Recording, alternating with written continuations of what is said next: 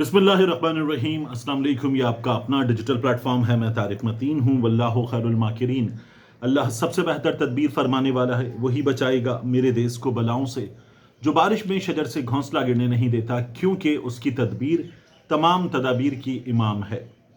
अहम तरीन खबरें। ईद के दिन आप सोचते हैं कि ठीक है, ये वो दिन है कि सरकारी दफातर बंद हैं, वज़ीर आज़म की, वज़राए आला की, अहम शख्सियात की, आर्मी चीफ की, चीफ जस्टिस वगैरह की ये खबरें आ जाएंगी कि इन्होंने ईद पर मुबारकबाद का पैगाम दिया है, किस जगह नमाज ईद पढ़ी है, मुख्तलिफ लोगों की आ जाएंगी। उसके बाद it is going to be a normal day. तो ठीक है, इस पर पॉलिटिकली बात करने की आपके पास रीज़न नहीं होगी।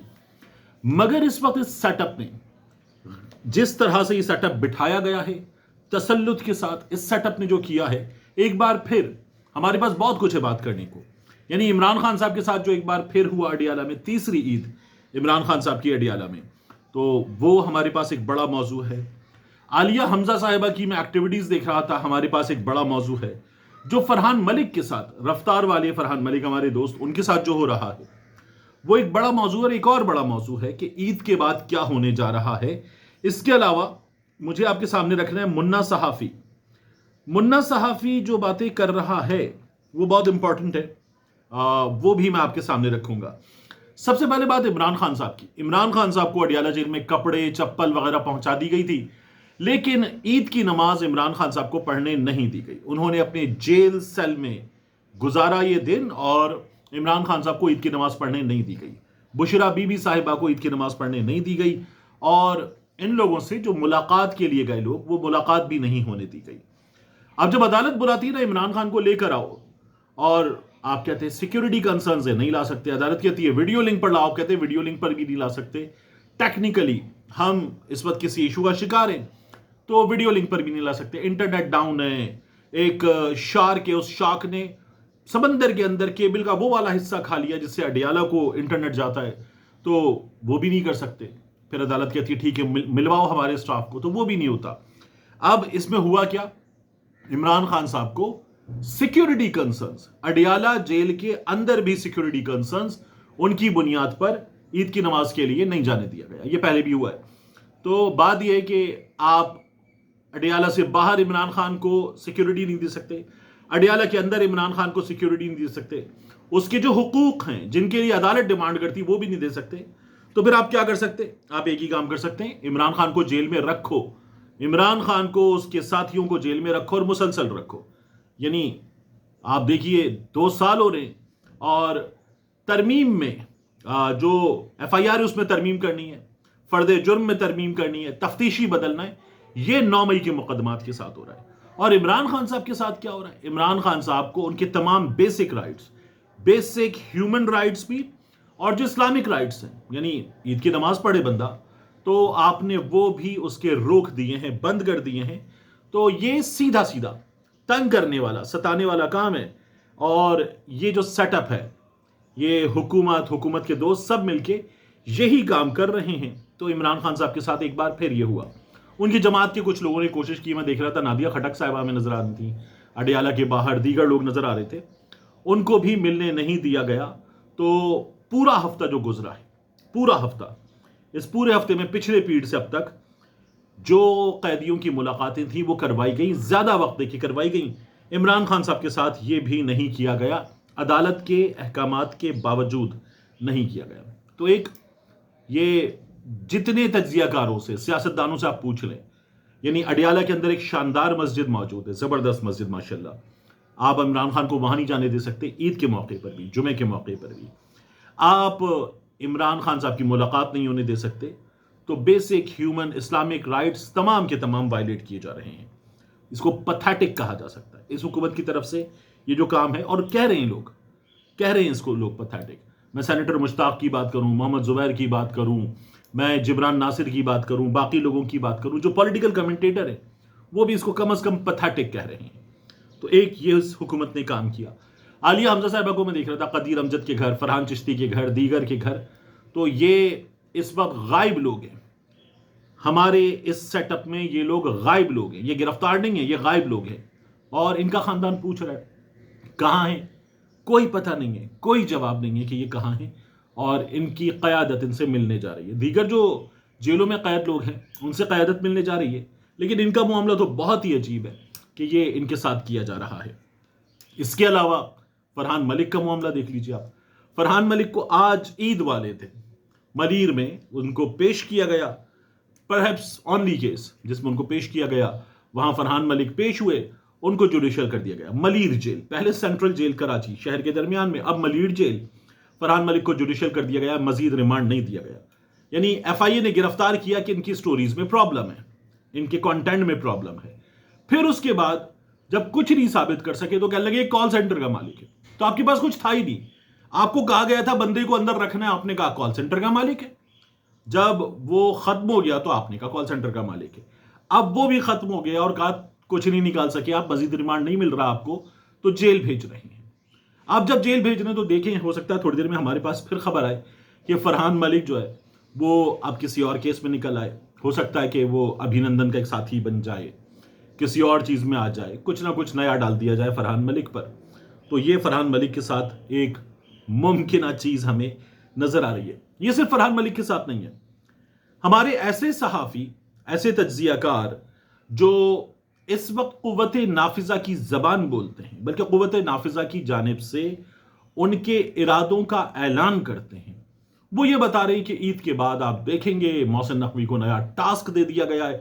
منا صحافی بھی یہ بتا رہا ہے، منا صحافی کہہ رہا ہے محسن نقوی کو ٹاسک دے دیا گیا ہے کہ عید کے بعد بندے اٹھائے جائیں گے، دھڑا دھڑ اٹھائے جائیں گے، کسی کو نہیں چھوڑا جائے گا.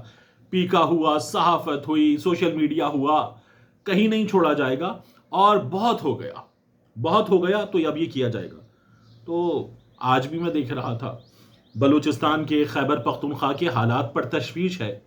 وہاں کیا ہوا ہے، ہم نے ہارڈ اسٹیٹ بن کر وہاں کیا کیا ہے، اور صحافیوں کے ساتھ، تجزیہ کاروں کے ساتھ، پولیٹیکل ورکرز کے ساتھ، جو ظاہر ہے کہ وہ نہیں کر رہے، جو بلوچستان میں دہشت گرد کر رہے ہیں، وہاں دہشت گرد ہیں، جو خیبر پختونخوا میں دہشت گرد کر رہے ہیں. مگر محسن نقوی کو وزیر داخلہ کو ٹاسک ملا ہے سکھانے کا کہ ان لوگوں کے ساتھ کیا کرنا ہے. تو عید کے بعد دھڑا دھڑ کام دکھایا جائے گا. منا صافی یہ بھی کہہ رہا تھا کہ کچھ لوگوں کی ابھی کہیں ملاقات ہوئی ہے، اور جہاں ملاقات ہوئی ہے دو پیارے لوگوں کی بقول منا صحافی، تو وہاں پر یہ کہا گیا کہ جناب دیکھیے ہم آپ سے لڑ نہیں سکتے، ہم کیا کریں، ہم مجبور ہیں، اور ہم تو آپ سے درخواست کر دیں کہ ختم کریں، عمران خان صاحب کو رہا کر دیں. تو ان سے کہا کہ جی عمران خان کے معاملے پر کوئی بات نہیں ہوگی. یہ فیصلہ ہو گیا کہ عمران خان کے معاملے پر کوئی بات کسی لیول پر نہیں ہوگی، یہ اوپر سے نیچے تک ہر سطح پر متفقہ فیصلہ، یہ بات کی گئی. اور منع صحافی نے یہ بھی بتایا کہ اس کے ساتھ ساتھ یہ بھی فیصلہ ہو گیا ہے کہ عمران خان کو اقتدار میں نہیں آنے دیا جائے گا. یعنی جب یہ بتاتے ہیں نا آپ کہ عمران خان سے اوپر سے نیچے تک یہ فیصلہ ہو گیا کہ کسی سطح پہ کوئی بات چیت نہیں کی جائے گی، تب آپ کہتے ہیں کہ جی یہ تو عدالت میں ہوگا، تو ہمارا تو کوئی کام نہیں ہے، ہمارا کوئی کام نہیں ہے، تو ہم انوالوڈ ہی نہیں ہیں، سیاست سے دور، بہت دور. اور جب یہ پوچھا جاتا ہے کہ جناب یہ بھی فیصلہ ہو گیا ہے کہ عمران خان اب اقتدار میں نہیں آئے گا، نہیں آنے دیا جائے گا، تو یہ کیسے ہوا ہے، تو کہا جاتا ہے آپ کو اس پہ حیرانی کیوں ہے. یعنی یہ وہ صحافی، یہ وہ تجزیہ کار ہیں جو یہ کہہ رہے ہیں کہ اس بات پہ حیرانی کیوں ہے، اس بات پہ حیرانی کیوں ہے کہ عمران خان اقتدار میں نہیں آئے گا.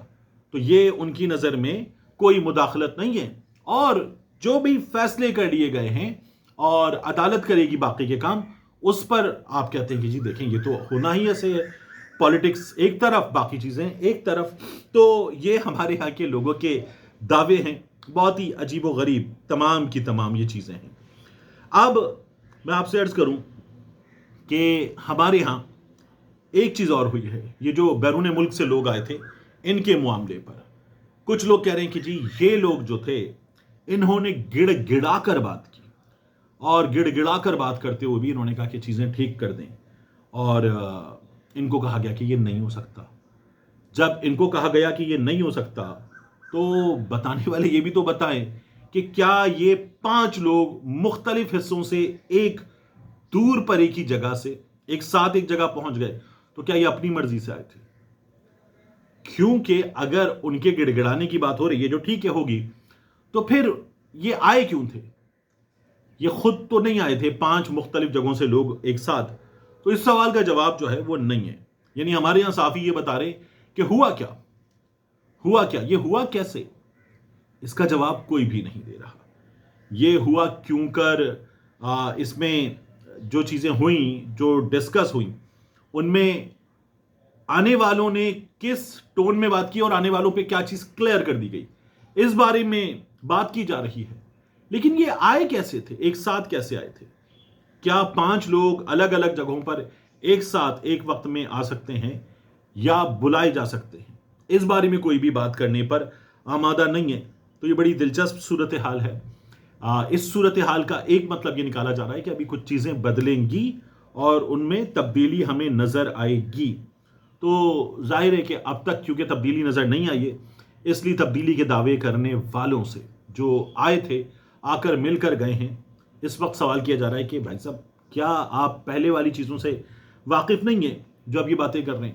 آخری چیز، سردار اختر مینگل صاحب کا جو لانگ مارچ چل رہا ہے، جو لکھ پاس کے پاس دھرنے پر بیٹھ گیا تھا، ان کے شرکاء نے نماز عید ادا کی، اور جہاں نماز عید ادا کی وہاں مولانا صاحب بتا رہے تھے کہ نبی کریم صلی اللہ علیہ وآلہ وسلم کے دور میں، خلفائے راشدین کے دور میں لاپتہ افراد کا مسئلہ نہیں ہوتا تھا، اب کیوں ہوتا ہے؟ مولانا صاحب بھی بلوچستان کے تھے، وہ یہ سوال کر رہے تھے.